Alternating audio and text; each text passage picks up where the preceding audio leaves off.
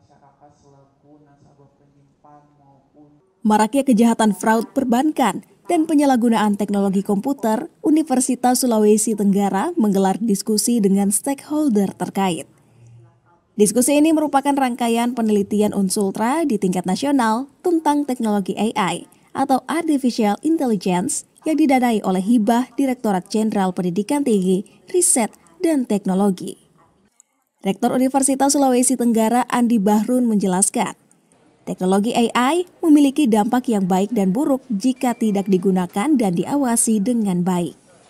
Untuk itu, sumber daya manusia, aturan hukum, dan literasi dalam penggunaan teknologi AI kepada masyarakat lebih ditingkatkan.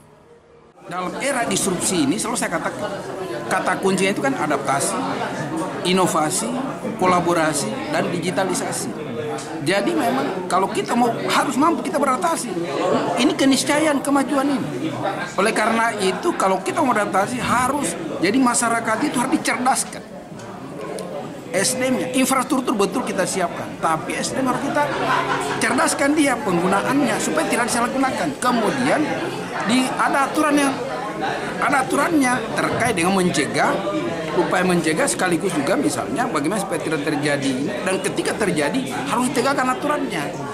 Jadi masyarakat ini jangan sampai terjebak juga pada penggunaan AI karena ketidaktahuannya padahal melanggar hukum.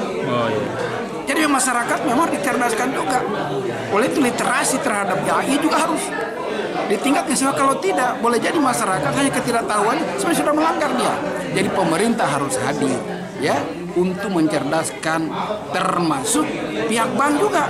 Ada 3 poin ternyata yang harus kita yang akan menjadi basis pengembangan riset kami dari hasil penelitian nanti. Pertama itu berkaitan dengan sistem itu sendiri, pengklasifikasian potensi AI itu apa saja sih yang termasuk AI dalam fraud itu di sistem perbankan, itu pertama. Kemudian kedua berkaitan dengan regulasinya gitu. Adakah kekosongan norma ataukah adakah aturan yang bisa mengcover?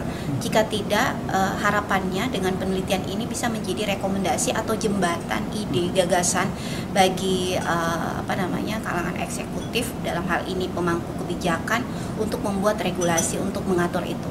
Dan kemudian ketiga berkaitan dengan SDM ini dari lingkup perbankan untuk meningkatkan pengetahuan mereka berkaitan dengan apa itu AI, bagaimana AI terjadi di fraud perbankan, dan bagaimana up to date mereka terhadap informasi AI itu dalam perbankan.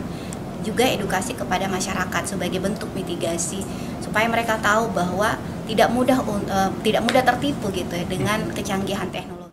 Diharapkan diskusi ini menghasilkan rekomendasi dan strategi yang komprehensif dalam mengantisipasi potensi penyalahgunaan AI dalam sistem perbankan. Hardiono melaporkan dari Kendari.